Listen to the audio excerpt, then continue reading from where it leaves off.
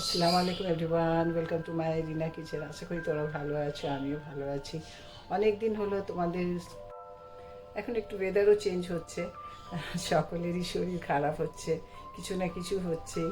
তো তোমরাও একটু সাবধানে থেকো। আর যদি কিছু হয় সঙ্গে সঙ্গে মেডিসিন নিও, ডক্টরের সঙ্গে ডক্টরকে দেখিও, ট্রিটমেন্ট করো। আর নিজের দিকে লক্ষ্য রেখো, শরীর ভালো সুস্থ থেকো। এটাই দোয়া করি যে তোমরাও ভালো থেকো, আমার জন্য তোমরাও দোয়া করো যেন আমি ভালো থাকি। তো চলো, অনেকদিন পরে কিছু করতে যাচ্ছি। তো দেখো আমি কি করছি, এখন আমি বলবো না, দেখতে হবে।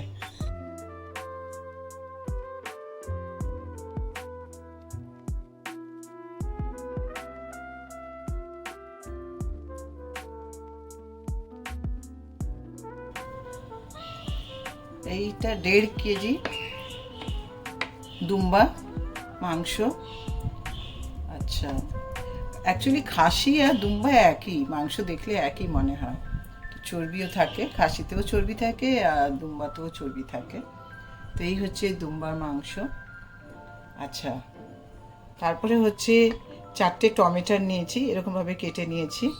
আর 2 চামচ দই নিয়েছি, একটু শুকনো মানে জল ঝরিয়ে নিয়েছি।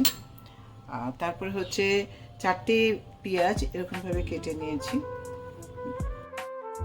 তারপরে আছে, এটা হচ্ছে বড় চামচের 1 চামচ ধনে পাউডার, এটা হচ্ছে জিরে পাউডার 1 চামচ, হাফ চামচ হলুদ কম দেব। আচ্ছা, 1 চামচ বড় চামচের 1 চামচ ঝাল মানে লাল লঙ্কা গুঁড়ো। আর এটা হচ্ছে 1 চামচ গরম মশলা। আর এই হচ্ছে 1 চামচ নুন, আন্দাজ যতটা লাগবে। আচ্ছা, তার সঙ্গে আছে 4টে কাঁচা লঙ্কা, 2টো শুকনো লঙ্কা, 2টো তেজপাতা বেল লিভস। আচ্ছা, একটা বড় এলাচ, 4টে ছোট এলাচ, 5-6টা লং।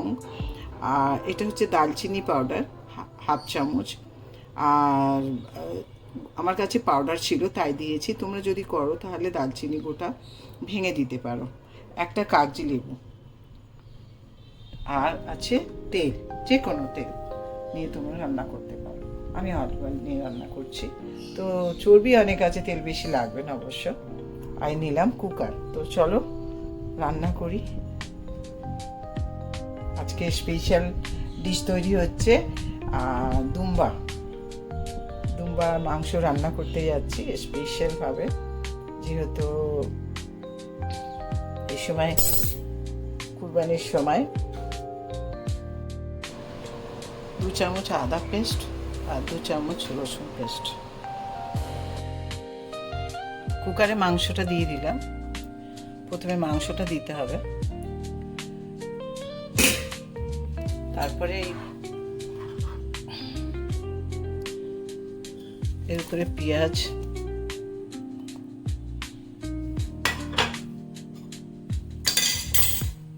তারপরে এই আদা রসুনের পেস্ট,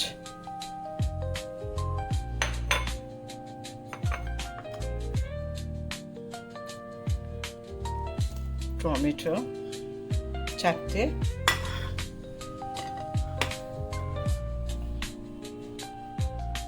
মশলাগুলো দিয়ে দিতে হবে।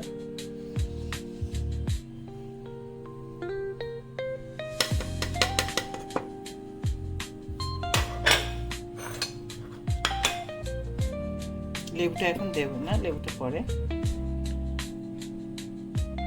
এই মশলা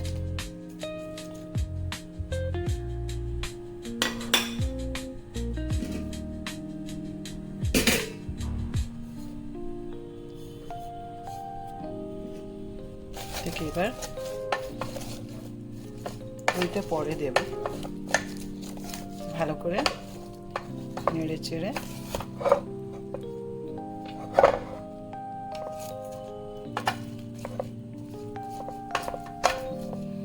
জল দেব না, যেহেতু চর্বি বেরোবে মাংস থেকে জল। দিয়ে দিলাম। এবার দিতে হবে অয়েল বেশি নয়,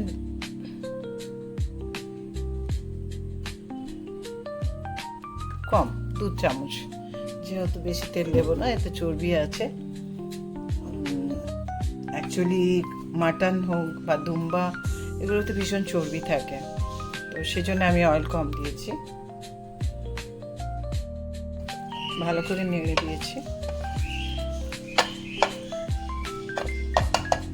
ম্যারিনেট করে রাখার দরকার নেই, একসঙ্গে সব সিটি বসিয়ে দিচ্ছি। এবার কুকারটা বন্ধ করে দিই। তবে 2-3টে সিটি মারার পরে আমি কুকার খুলে দেখাচ্ছি।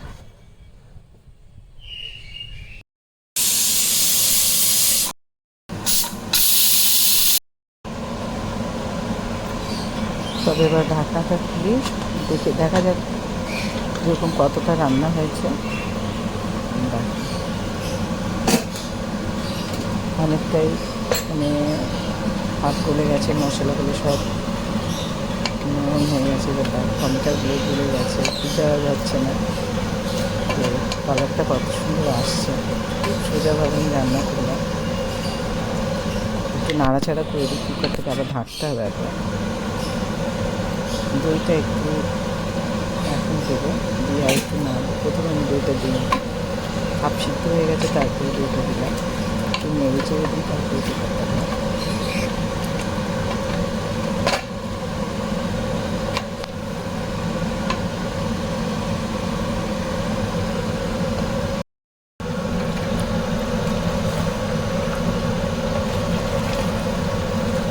অনেকটা গলে গেছে, একটু বেশি গরম যাবে না। ভালো করে নিচের মশলাগুলো নেড়ে ছেড়ে দিতে হবে। আর একবার কুকারটা ঢেকে দেবো। একটু মনে হচ্ছে আর একটু গলবে, আর একটু মানে টিকটিকে আর সিটি নেবে। ভালো করে নেড়ে তারপরে এবার গলে গেছে পারফেক্ট। আর কুকার ঢাকবো না, আর সেরকমই রাখবো, ঝোল রাখবো না, এরকম শুধু মাথা কষা কষা করছি।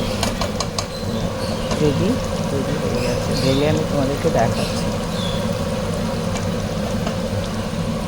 তবে এটা ভাতের থেকে বেশি ভালো লাগে রুটি বা পরোটা শুনে খেলে দারুণ লাগে। ছেলেরা দেখি কী দিয়ে খায়। তো দেখো, ঢেলে তোমাদেরকে দেখাচ্ছি কীরকম হয়েছে। কালারটাও দেখো, কিছুই করিনি, খুব সোজাভাবে রান্না করেছে।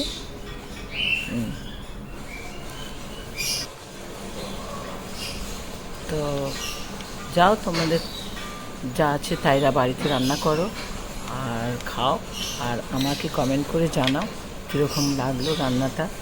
যদি ভালো লেগে থাকে লাইক করো, শেয়ার করো, সাবস্ক্রাইব করো, কমেন্ট করো। লাভ ইউ অল, আল্লাহ হাফেজ।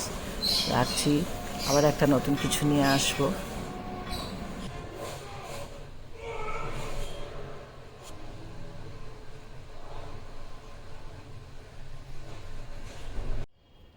আর তোমরা সকলে কীরকম আছো?